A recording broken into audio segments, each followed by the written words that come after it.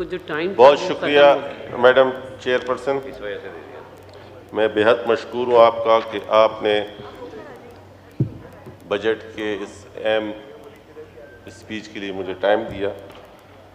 सबसे पहले तो मैं इस बजट स्पीच से पहले अभी मीडिया के थ्रू मुझे एक इन्फॉर्मेशन मिली है मैडम चेयरपर्सन कि सिंध और बलूचिस्तान के लिए फ़ैसला किया है मौजूदा वफाकी हुकूमत ने कि आइंदा माली साल में कोई नया गैस कनेक्शन ना देने का। तो मैडम चेयरपर्सन ये 158 की वायलेशन है, सीधी सीधी आइन की वायलेशन है।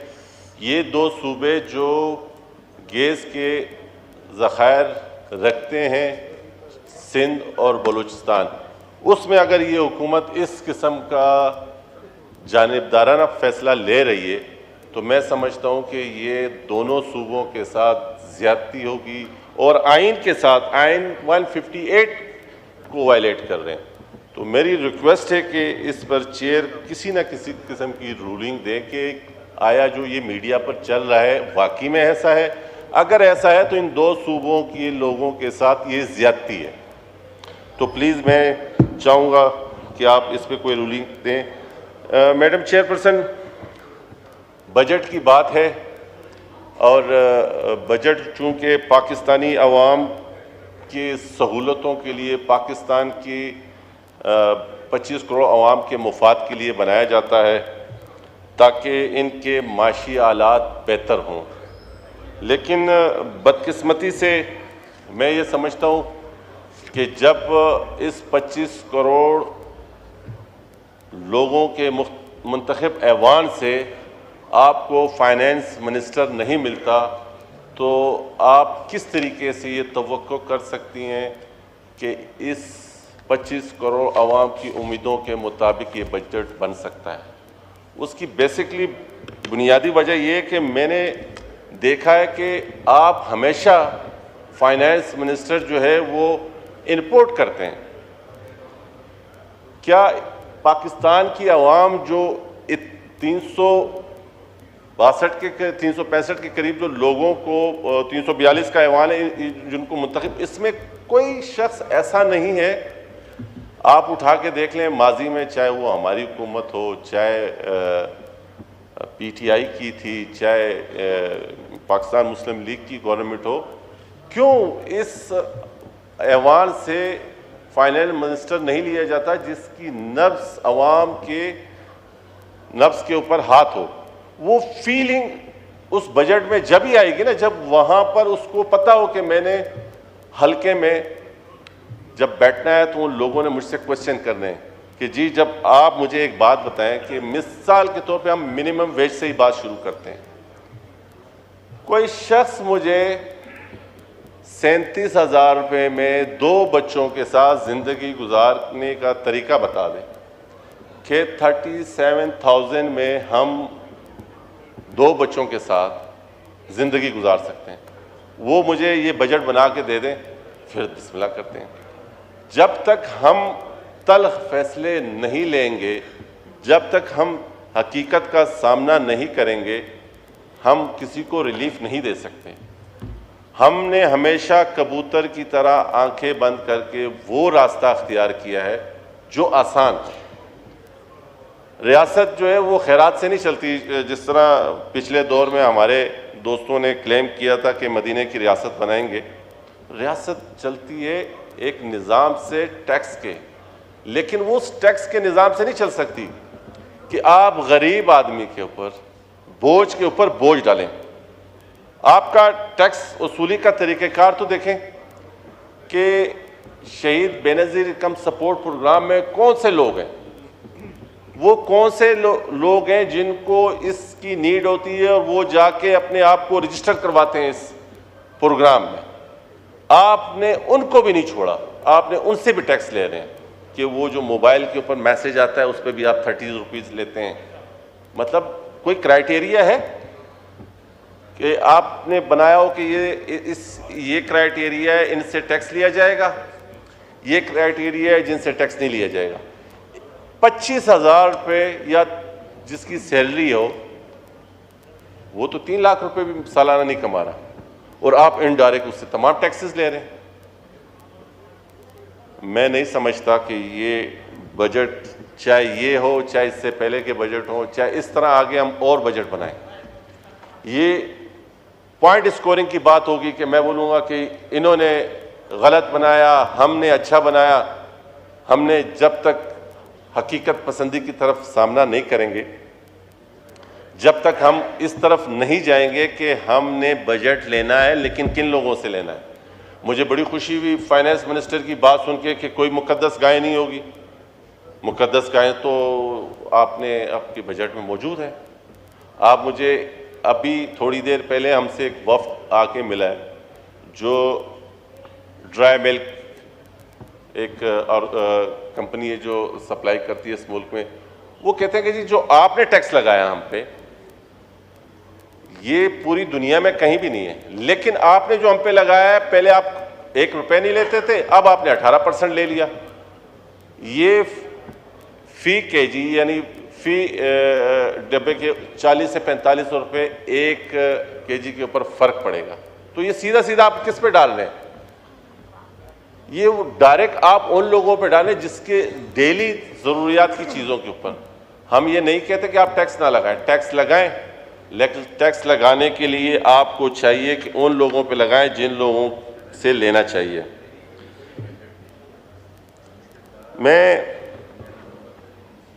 मैडम चेयरमैन, मैं आपको हमारे वज़ीर आज़म पाकिस्तान जनाब मियाँ शहबाज शरीफ साहब से जो 18 माह की एक हुकूमत वजूद में आई थी, उसमें मैंने अपने हलके के लिए वज़ीर आज़म पाकिस्तान से रिक्वेस्ट की थी कि हमें एक अदद यूनिवर्सिटी दी जाए जिसकी नीड है हमें। उन्होंने कहा कि एक डायरेक्टिव निकाले, PM डायरेक्टिव जो मेरे पास मौजूद हैं इस टाइम, और शहीद बेनज़ीर यूनिवर्सिटी के नाम से और मुख्तलिफ ये PM डायरेक्टिव जिसमें कोई पकोड़े तक नहीं दे रहा। आप अंदाज़ा लगाएं, PM ऑर्डर करता है कि जी ये होना चाहिए, लेकिन बदकिस्मती से मेरा ज़िला नारेवाल नहीं है।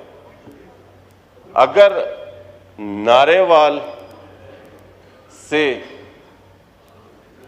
ही सब कुछ करना है आपने, तो फिर हम अपने ज़िले का नाम नारेवाल रख लें या मौसूफ मिनिस्टर को वहाँ पर एक घर लेके दे दें।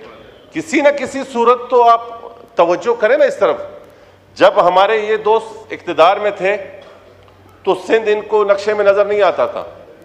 हम वहाँ से चीखते थे कि खुदारा ऐसा ना करें, हम नहीं चाहते कि पख्तूनख्वा में तरक्की ना हो, हम नहीं चाहते कि पंजाब में तरक्की ना हो, हम नहीं चाहते कि बलूचिस्तान में तरक्की ना हो, लेकिन मेरा हक भी मुझे दिया जाए। आप अंदाज़ा लगाएं कि पूरे 5 सालों के इनके, क्योंकि हमारे लिए तो उसके बाद इनसे जान छुड़ाने के लिए जिनको गले लगाया वो हमारे गले लग गए। आप अंदाज़ा लगाएं कि आप PSDB की बुक उठाएं, उसमें आपको कहीं नज़र नहीं आएगा। भाई वजह क्या है? इसमें हमारा कोई हिस्सा नहीं है। आइन क्या कहता है इसके मुताबिक? लेकिन वाइंड अप कर लें जी, वाइंड अप कर लें। बैठ जाता हूँ।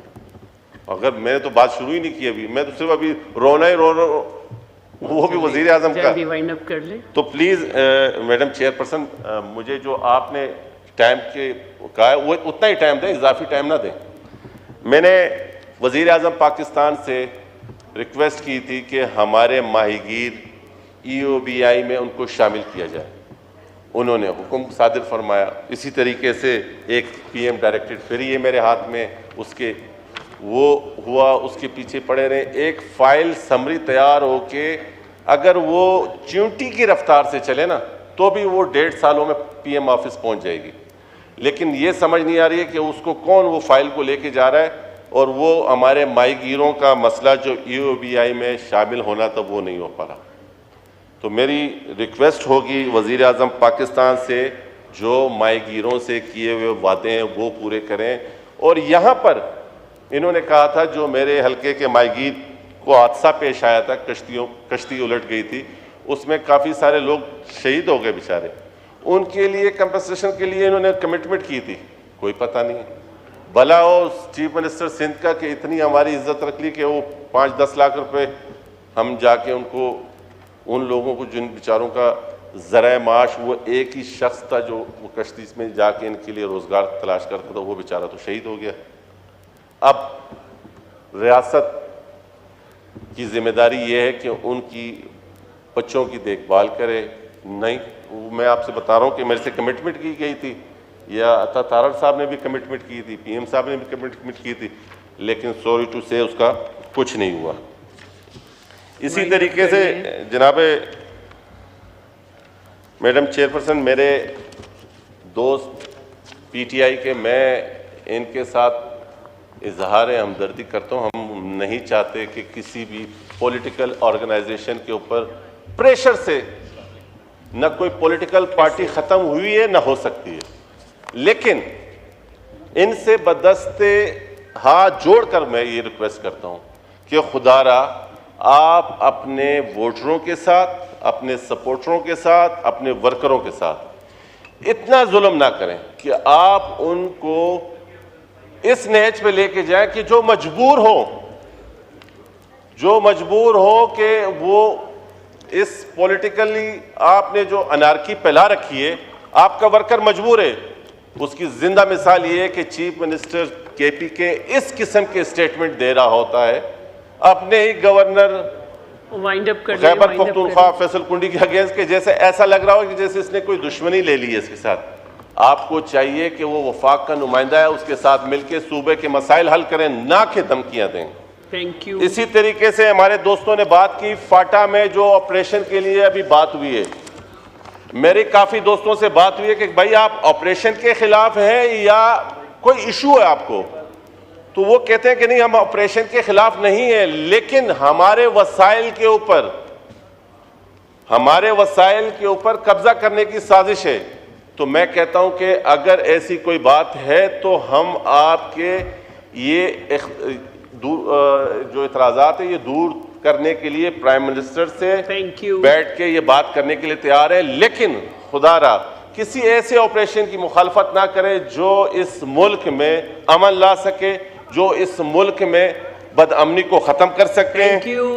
जनाब चेयरपर्सन, 1 मिनट में आखिरी में, और कुछ नहीं तो हमारे बराबर में एक इंसाफ की बिल्डिंग है, उसके हवाले से एक बात कर लूं बस, फिर आप वो करके आप बात खत्म कर दें। काफी लोग पाकिस्तान में इंसाफ का निज़ाम कुछ इस तरह है कि आज हज़ारों केसेस जो है वो पाकिस्तान में पेंडिंग पड़े, इंतज़ार कर रहे हैं कि फैसले आएंगे।